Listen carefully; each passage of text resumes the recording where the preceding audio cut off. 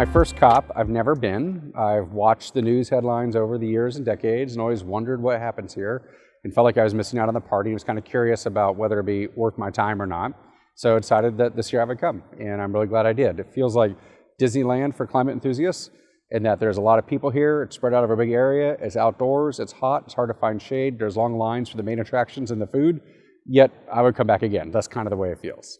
I've got a Blue Zone badge for Party Overflow for Japan. I've had a couple of interactions with the Japanese delegation.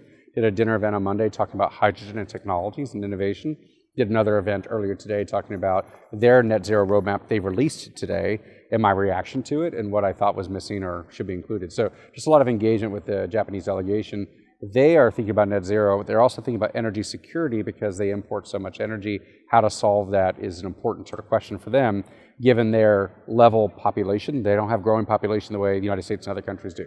So great conversations. They asked me if I'd engage with the delegation. I said, sure, and now I've got a Blue Zone badge to get in here. So I'm a professor by day and venture capitalist by night. I'm a professor at the University of Texas in engineering doing energy research and education, but I'm also a clean tech, climate tech investor. So I see different parts of this ecosystem.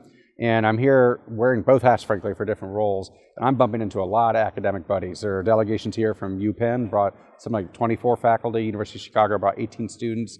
Columbia University of New York brought a group of 40 people, including a handful of students. Colorado School of Mines is here. There's a lot of people here. There's a big student energy summit at Abu Dhabi. I actually flew in for that last week to speak in Abu Dhabi to 600 students from around the world, the most geographically and internationally diverse student group I've ever spoken to in my life. So there's a student and faculty and research and university element to this around the education, around the next generation, around some of the research innovation. That's been great to see. So I've got a lot of friends here.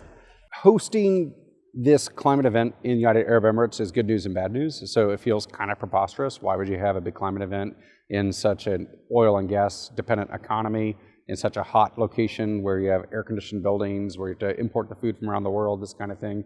But it's not that different than hosting it in a place like Texas or England or anywhere in North America, frankly, other oil-producing regions. So to me, it doesn't feel that unfamiliar or ridiculous. But it could look strange. It does change the words. So we're talking about phase out or phase down. Are we talking about unabated fossil fuels or just fossil fuels? Like, are we going to say fossil fuels don't have a future? Or is it just that unabated fossil fuels don't have a future? And that word unabated is popping into the conversation from the American delegation, which is partly because the American production view as a major oil and gas producer as well, we're not going to cut it down anytime soon. That's not so different than the UAE, frankly. So there's some subtle changes to language from the venue, some preposterousness to it, but it's also a great sign because we want everyone to be part of this decarbonized future. And to say that it can't be here or they can't participate, I don't think that's very good either. So it's a mix. I'm a professor in Texas, so I have the students who hate fossil fuels, and I have the fossil fuel industry that funds the university and the state. So I see it all. I think nothing really surprises me. This doesn't feel out of the ordinary for me in terms of there's some level of discontent. There's also some level of enthusiasm and optimism. We get all of it here. The health angle feels new. I think that's the first time COP has had a day for health, and over 100 countries signed the pledge, if I remember correctly. There's a tripling of renewable energy pledge. There's a tripling of nuclear power pledge. There's a methane pledge.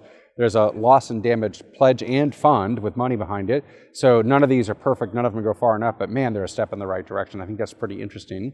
And we academics need to think about all the options. How do nuclear options fit in with renewable options? How does health fit in with this? Because in the end, if we don't have healthy people and ecosystems, why does it matter? So I think this is all great. So for me, it's very interesting. But we're also, in academia, thinkers, not doers. We're not the ones implementing or scaling up.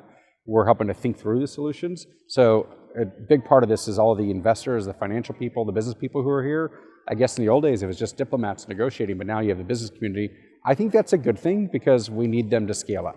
So I find it all pretty interesting. Pledges are pledges, right? They're not the same as actions, but they're a good first step towards action. So it's better than doing a pledge of the opposite, so I'll take it. I'm in the financial world, I'm in the investor world. The investors are here, venture funds are here, private equity groups are here, endowments are here, large funds are here. And I think it's important because they're starting to say we're putting their money where the clean tech directions need to be, and I think that's great. I did meet a little bit with some of the US delegation, but from the Office of Science Technology Policy, not the State Department, but I know some people in the State Department, and they're very busy. They're on the phone negotiating things all day long where people are eye to eye with some of these different countries and stakeholders. And for the US State Department, it's a serious thing. They want to make progress, and they want US to be part of the solution. I think the world wants the United States to be part of the solution, frankly. It's better when we're engaged than if we're not engaged. So I think that's a good sign. And they're busy. I mean, I went to their like temporary workspace and all the phones are off the hook, so to speak. I was at an event with Secretary of Energy Ernie Moniz and Secretary John Kerry yesterday where they talked about fusion, a whole panel on fusion. And Moniz said, I think this is the first COP where the words fusion have ever been uttered in a serious manner. That's interesting. Artificial intelligence came up, which is interesting. CDR, ocean CDR, carbon dioxide removal into the oceans or from the oceans, this kind of thing. A lot of talk of renewables and nuclear. That's not as new, but it seems like there's more seriousness to it.